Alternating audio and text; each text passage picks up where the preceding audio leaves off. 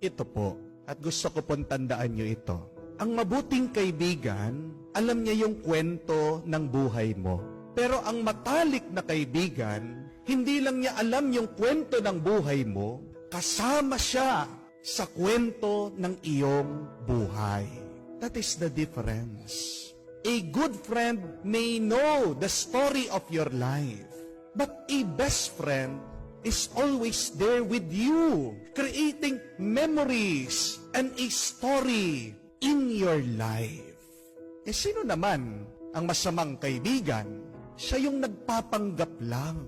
Hindi na nga niya alam yung tunay na kwento ng iyong buhay, ginagawa ka pa ng kwento. Yan po yung masamang kaibigan.